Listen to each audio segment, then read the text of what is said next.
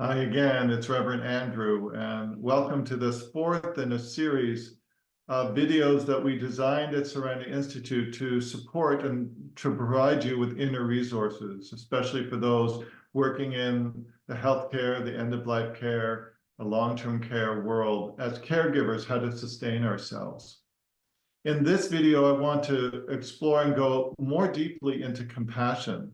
As I said, compassion is made up of those compassion elements, and there's many of them. And in this video, I'd like to explore self-compassion. And the two skills that we'll explore are looking at self-caring and the wounded child. When we think about self-compassion as this quality of caring and being tender towards ourselves, we need to understand that while being caring for others may be easy for us, there may be complications for us in the ways in which we're caring towards ourselves. And that's what we want to look at in this short video, to understand that.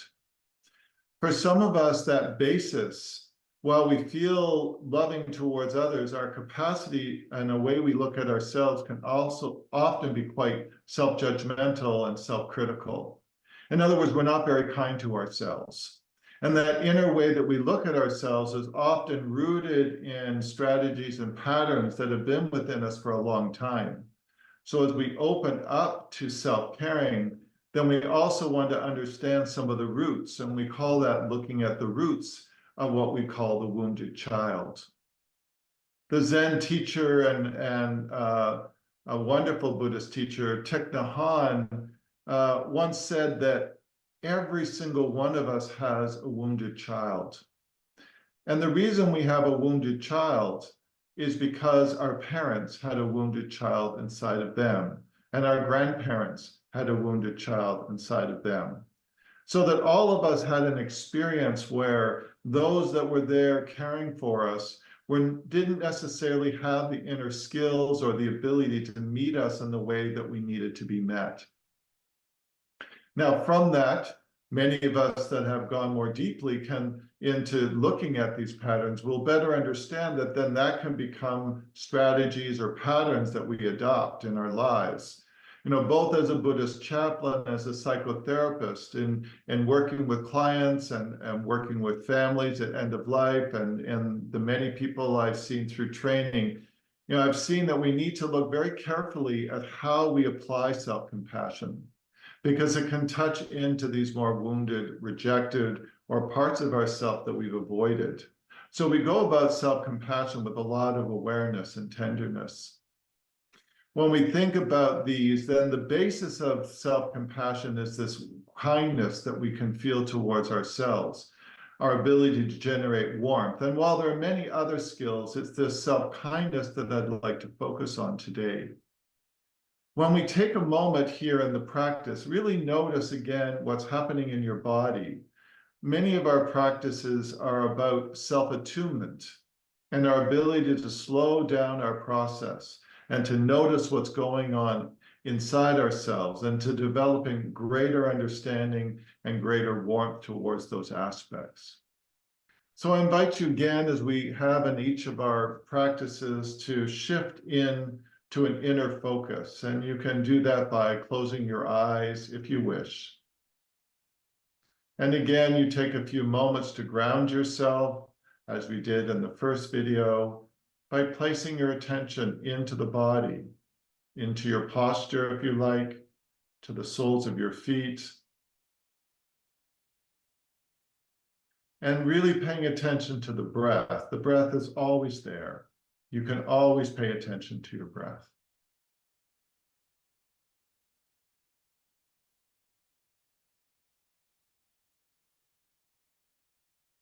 As you follow the breath in and out, allow yourself to really relax and let go.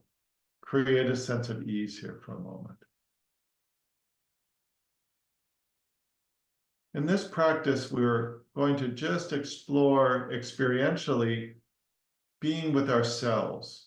And for some of us, that might even be foreign. We may rarely even take the time to be with ourselves. What I'd like you to do is to imagine a moment in the recent past or one that you can call upon when you were in distress. You can even imagine that you're seated in front of yourself or imagine yourself at that time. So there's a sense of you seated on the chair doing this contemplation and the you that's in front of you, the one that's experiencing suffering or distress. And again, stay connected to your breath as you imagine and see this moment of distress or suffering.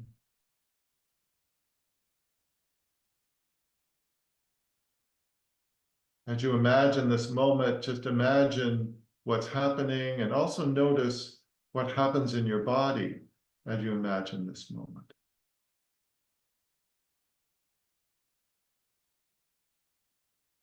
Like when we were experiencing another person's experience, can you feel some empathy towards yourself?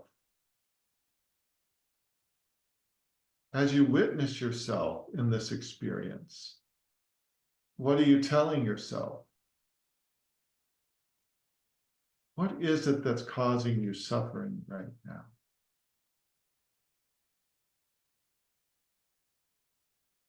Here in this practice, we're opening our heart to ourselves and noticing if it's okay to say, I care about your suffering. And again, notice what happens.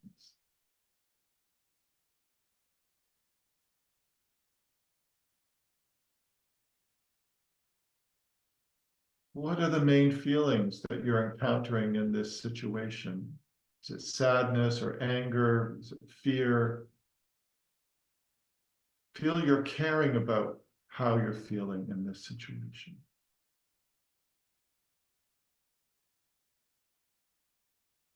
See if you can notice in your body even where those feelings are most centered. And so when we're being kind or caring, we can actually even place a hand on that place. It could be on the heart or on the belly. We can just bring some warmth towards that experience that we're having. So if you like, you can do that by placing a hand on an area where there's some feeling of that emotion that you're feeling. And just do that for a moment and just send warmth to that place.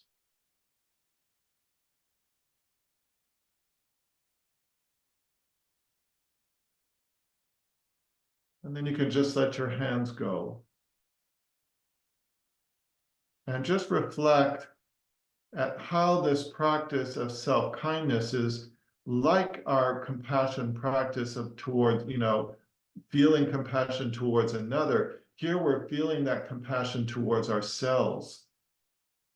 And without judging, just notice however that was. There are three directions of compassion: compassion towards others, compassion towards ourselves, and then compassion from others. And often it's the latter two that are more challenging for us. It's much easier for us to extend our compassion towards others, but it's harder for us to give compassion to ourselves or receive compassion from another. So I hope this introduction really inspires you to investigate and explore, how compassion, self-caring, and how these skills can really benefit in your life.